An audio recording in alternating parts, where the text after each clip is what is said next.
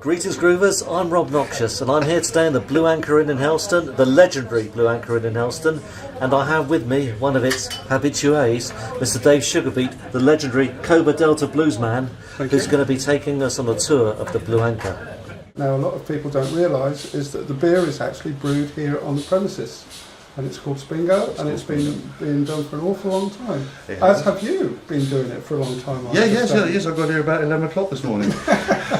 Very briefly, how it all works. Where does it start? Okay, when I first come in, the copper here, which is this white thing, although it is actually lined with copper, is full of boiling water, which has come from our own well. Okay.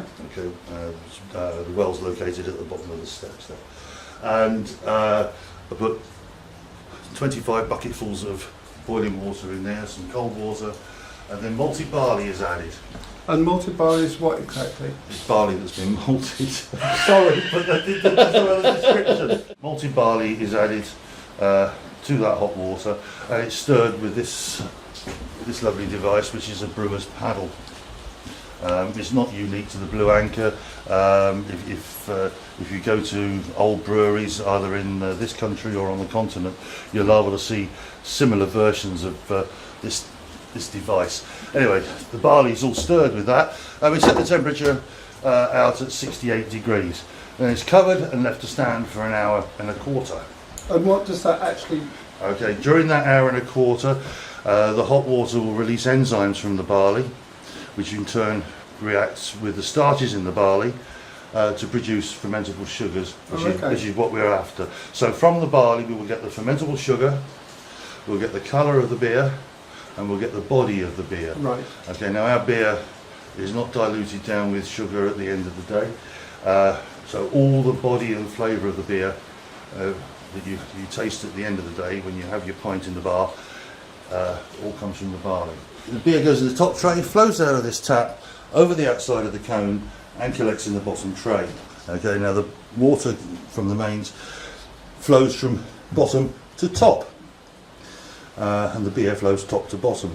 If they flow in if the water went in the same direction, it wouldn't really sort of cool the beer all that much, because it would warm it up again as it got about halfway, and it would start to warm it up. So the water has to go in the opposite direction. Right. So why does it have to be cooled to that temperature? Okay, right. So this will bring the temperature down to about 20 degrees centigrade. Okay. From there, it will go into the tank in the corner. Okay, and that's where the yeast is added. Okay, and the nitty gritty of it is you have to bring the temperature down to 20 degrees, because if it's too hot, it'll kill the yeast. Now, of course, once it's all done its business in there and it's put down and it eventually gets put into the barrels. Yeah, there's 6 fermenting tanks downstairs. Right, okay. And they stay for how long in those fermenting tanks? It ferments down there, on average, it ferments for about a week, and then it's put into casks. It's in cask for another couple of weeks. The stronger beers are in cask for a bit longer, and then you can drink it. And then it's just for the consumption of our beautiful dear Blue Anchor, is it not? It is not. It is over the last 2 years. It has now started to go a bit more further afield, and is now going a bit more Cornwall wide. Okay. Years and years ago, when I used to do the racking off, which was putting the beer into the barrels downstairs, in the winter we'd brew sometimes 2 or 3 times a week. But in the summer it was 7 times a week, every day, and that was Buttz, 7.5, about 130 gallons a time. It's around about 135 gallons, or 615 litres. So it's good business. Good business for the pub, having your own brewery. Oh yes. And it's worldwide famous. Oh yes. Spingo. And as friends of mine in Oregon say, 600-year-old suds. Hey! We are now in the fantastic Skittle Alley in the bowels of the Blue Anchor, where the Spingo rock events take place, including the best of them all every year, Helstonbury, a 3-day festival in the Blue Anchor, around the same time as Glastonbury. And this man, Paul Turton, created it. Well, he was. Rob, he's a bit of a tongue-in-cheek mimic of Glastonbury. Obviously, I've done Glastonbury a few times in the past, and it's all started basically from. It was a fundraiser for my stepdaughter Lizzie. She was in desperate need of an electric wheelchair. She got a rare nervous disease called CMT. And she was getting to the age of about 12 or 13, and she needed an electric wheelchair. Now, I've been playing in in bands anyway with Bobby's Elm, as you know, and the Bow Shaking Babies, not to give them a mention. Hey. They'll be telling me off. And I just called upon a few friends, a few people that I knew, and we just organised a one-day charity event. We called in a couple of friends, Spling Splang, local musicians I've known through the Navy. Yeah. So we organised it. The Blue Anchor sponsored the event. Brilliant. They organised a raffle. Helston Town donated prizes, etc. Oh, good one. We had a massive past that was made like this, etc. It's all good fun. I only charged 50p on the door.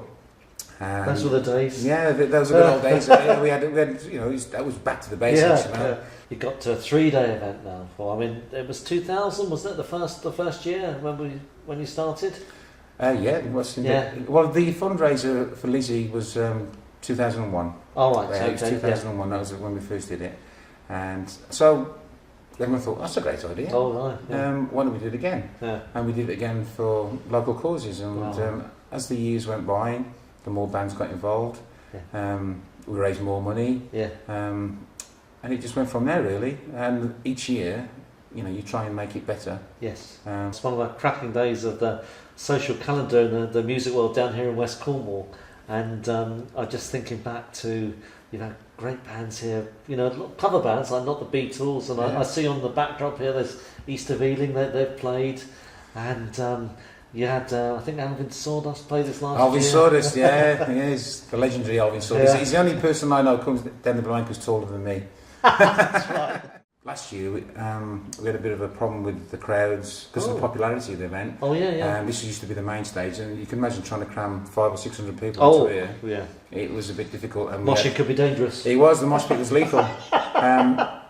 Another aspect of Helston is obviously the Friday night, which is the kids' night. That's right. Yes. Yep.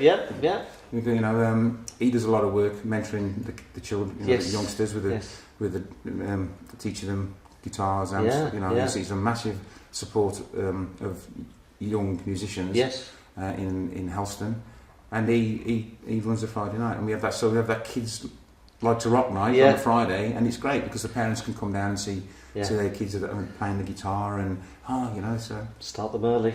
Well, learn them young. We've been doing this for now 5 or 6 years now, and a lot of the youngsters that was that high, and now that high, and playing in bands. Fantastic. And ended up in One Direction. Yeah, fantastic. Paul, thinking about Helstonbury for next year. Yeah. Could you tell us about the lineup? Well, I invited Page and Plant, but they're a little bit busy. Clapton's on a tour. Iron Maiden, divas. Yeah, they're getting a bit old now. Yeah. The beautiful thing about Helstonbury is it's like a copy and paste job. Yeah. A lot of the bands like to come back. They love it. Yeah. It's a great atmosphere. Oh, yeah. It's a unique atmosphere. And so a lot of it's sorted. But there's the odd band that can't make it for whatever reason, and it's nice to get something different. I like to change it as best as I can. Yeah. But we have we have the main stage, acoustic. There's always up and coming talent on the acoustic stage as well. And Paul, for the folk on the Cornwall channel who may not know about when Helstonbury is. Well, Helstonbury is always the third weekend in July. Right. Okay.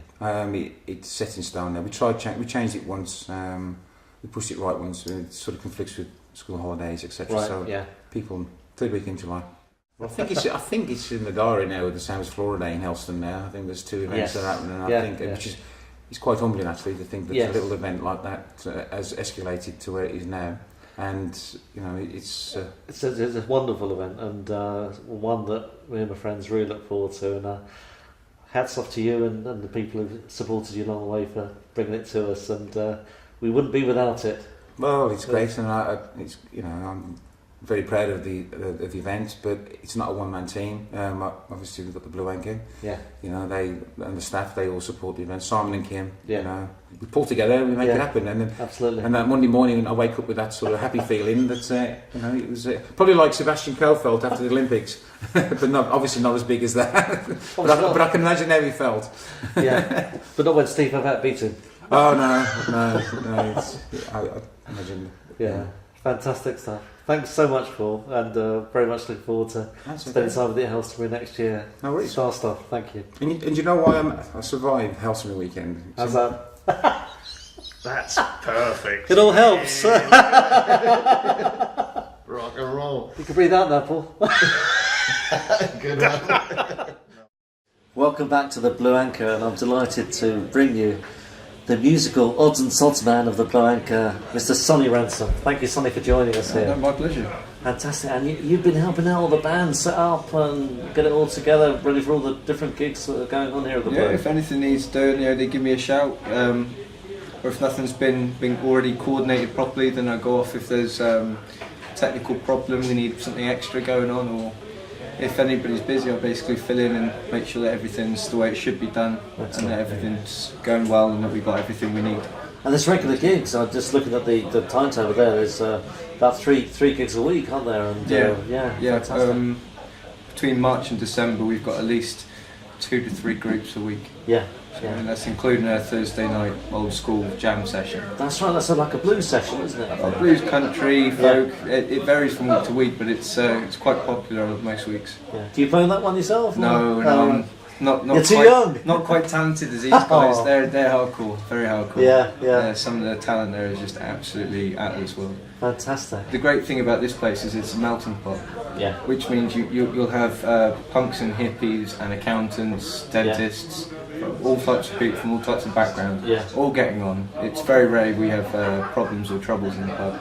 Therefore, we have quite a diverse interest in music from different people. So we do cater for lots of different styles and genres for everybody. So there's always something for different people. And you know the dentists, I hear they quite like that root stuff. Dentists like the root. The root. Wow. There's a new beer being launched. Yes, absolutely. We got the new beer Mary Berry. It's coming out for Christmas. The release date's on the 8th of December. Excellent. And we've got High Voltage coming in to help support that. They're a Cornish band, aren't they? High Voltage. Yeah, absolutely. Yeah. Mark came from Mullion or the Lizardware, I think. He's one of the guitarists. So there should be a few sparks flying that night then. Yeah, it should be. It's got to be done, isn't it? I don't know how you do it, Rob. We've got a drum kit. Sorry. Are you going to put that in? Are you going to put the sound effect in every time? I can do that. I can change his hair and everything. Oh, please. Change the guts as well. Yeah, I can. I'll make it all thin. Make it bigger. Okay. Alright, mate. Sonny, thanks so much for coming and sharing your work here as Odds and Sods man at the Blue Anchor. My pleasure. Stuff. And I wish you well with your singer-guitarist role. Thank you very much. Wish you all the best for the future. I look forward to joining you here for some of the great musical nights of the Blue. Yeah, hope to see you soon. Absolutely, you're always welcome. Thank you very much. I remember that. That was just for the camera. Oh yeah, okay. That's right. Well, the Blue Anchor is I've been coming in here and off and on for the last 40 years, and even if I've been away up in London doing stuff for 18 months or so, and I come back, and it's still exactly the same. The Blue has got exactly the same feeling and atmosphere today as it always had. I mean, the beer's a bit clearer, and the smoking ban makes you realise how terrible the beer actually smells. We're back in the Blue. Oh, yeah. Okay, Rob, we are rolling, mate. So anytime you're ready. Greetings, Cornwall Channel. Well, I'm delighted to announce that we're still in the Blue Anchor on a Saturday night, and I have great delight in introducing to you